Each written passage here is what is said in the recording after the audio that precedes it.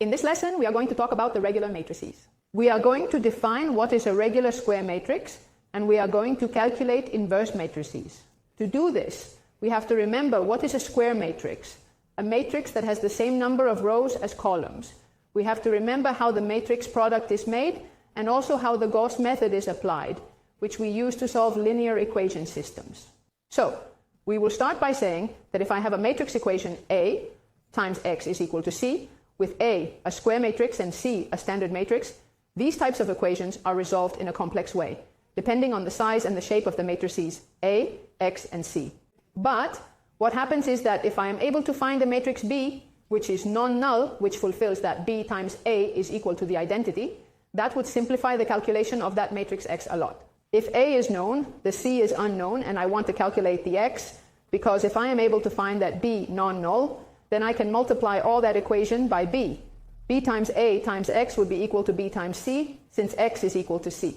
Of course, as B times A is the identity times X is the X itself, the properties of the product. Then X would be exactly B times C, and with which we would have solved the problem. Of course, that always happens with B. What happens if this is B? If this is B, it does not exist. The solution of this type of system is not simple. Well, if this B exists and also fulfills that A times B is also worth the identity, it is what is called inverse matrix A, and it will be noted by A raised to minus 1. It is not that it is raised to 1 power, but it is a notation. A raised to minus 1 means inverse matrix A. Well, in general, we define for a square matrix A, we will say that it is regular or invertible if there is another matrix of the same order, which is called inverse matrix A, and which we represent by A raised to minus 1, which fulfills that A times A raised to minus 1 is equal to A raised to minus 1 times A, and is equal to the matrix unity of the same order. That is, in this case, the product would be commutative. Remember that in general, the matrix product is not commutative, but in the case of a matrix by its inverse, if it is commutative product, and also gives me the matrix unity of the same order. The matrix has 1 in the main diagonal and 0 outside the main diagonal. Well, that is called inverse matrix. And it is said that the matrix is regular. It can only be calculated, as you see, square matrix.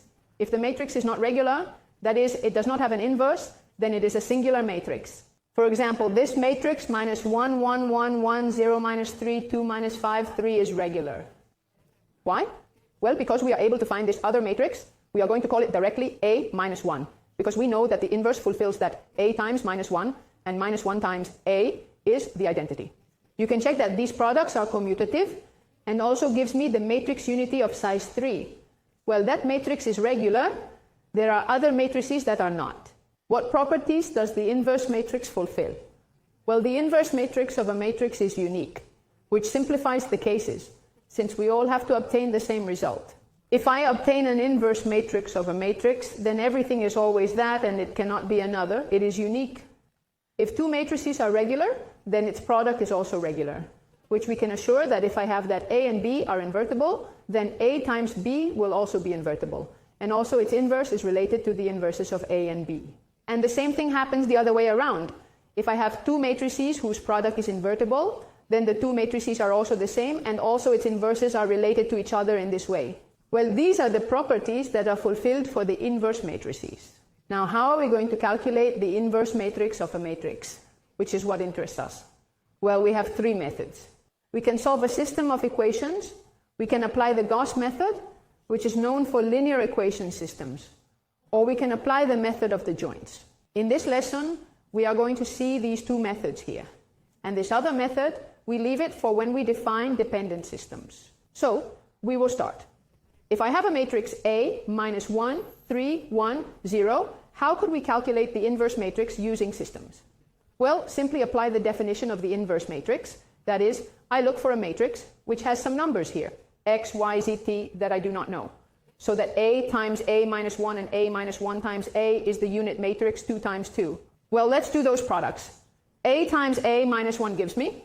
I multiply the matrix by this unknown matrix and gives me this matrix here. And this is equal to 1, 0, 0, 1. If I do the other product, a minus 1 times A, well, I get another expression, which also has to be equal to 1, 0, 0, 1. As you can see, if two matrices are equal, if their elements are equal 1 by 1, that is minus x plus 3z has to be 1, minus y plus 3z has to be 0, x has to be 0, y has to be 1, and so on with the other matrix. That builds a system of 1, 2, 3, 4 plus 4, 8 equations. If this system is inconsistent, notice that it is a linear system. If it were inconsistent, that is, if you did not have that solution, I would be saying that this A is not invertible.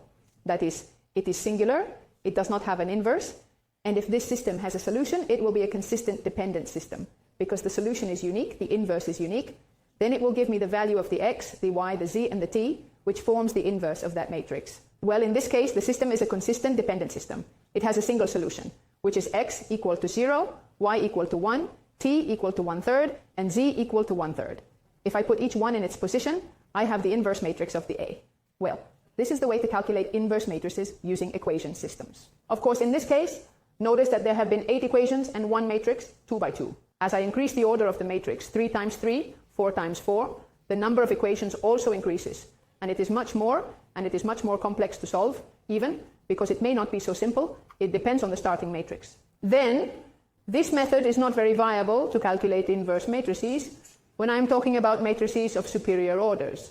So if for superior orders that we can use, well, the other method that we have commented, the Gauss method. What is the Gauss method? Well, if I take a square matrix regular, which I know has an inverse, well, to calculate its matrix A minus 1 inverse, what we do is to put the matrix slash and the matrix unit of size, the same as the matrix A, and we perform a series of transformations so that we interchange the matrix unit and the matrix A. We will try to get the matrix unit, and what remains on the other side will be the inverse of the starting matrix A. What kind of transformations are we going to do? For which they are valid in the Gauss method. In this case, we cannot interchange columns between them. And what we are going to do, unlike the Gauss method, is that we are going to make some under the diagonal, this one here we talked about, and also above. Well, this is what the Gauss method is to calculate inverse matrices. So for example, for the previous matrix, so that you can see that it is applied in a simple way, minus 1, 3, 1, 0, if I apply the Gauss method, I build this matrix with this bar in the middle, minus 1, 3, 1, 0, and on its side, the matrix unit of size, 2. And now I do operations. We are going to try to get a 0 here, a 0 here, a 1 here, and a 1 here. We have to interchange the identity of the matrix A. Well, let's interchange it. At row 1, I change the sign so that it has a positive 1 here. And at row 2, if I add the row 1, I get this 0 here. That would be the first option, get a 1 there and a 0 here. The next one, we are going to get a 0 here and a 1 here. Well, at row 2, divided by 3 to get a 1 here. And at row 1, I add the row 2, and so I get this 0, with which I already have the identity matrix here. As you can see, as this matrix, we already knew that it was invertible. We have calculated it before. Well, we have been able to put the identity here, and what is left is the inverse matrix.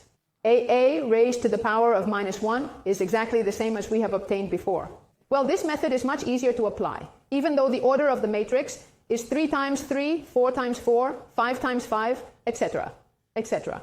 For example, if I have a matrix 3 by 3 in this way, we are going to see if it has an inverse or not, and what it is. Well, first, what we have said, we put the matrix, and next to it, the identity matrix. And now we are going to perform operations to try to get ones here, and zeros out of that diagonal. Well, minus 1, 1, 5, 1, 1, minus 2, 0, 0, minus 3 is what it turns out to do in row 2. I add the row 1 to get a 0 here, and in row 3, I add 2 times the row 1 to get a 0 here, because I already have only 2 zeros. We continue. I change the sign to this row to get here a 1, because it is simply a change of sign, and to this, I add 3 times the second to get here a 0. Well, I already have the 0, I already have this one, I need to have one here and zeros up here. Well, we continue doing operations. Well, the next operation is this one. I can change the sign. Well, we have not done it yet. Simply, for example, we can go to the first row. I can subtract the third one so that, as here I subtract 0, these two will not change me, but I will get a 0 here. And the same with row 2. I subtract the row 3 twice, and I get those 2 zeros. If we continue, of course, I do the operations in the whole row, okay? If we continue, well, to row 1, I add the row 2 to get a 0 here, and to this I change the sign, which I already have here, the matrix of identity. What is left is the inverse of the A. As you can see, this matrix is regular because we have been able to obtain its inverse, and its inverse is the one we have obtained by the Gauss method.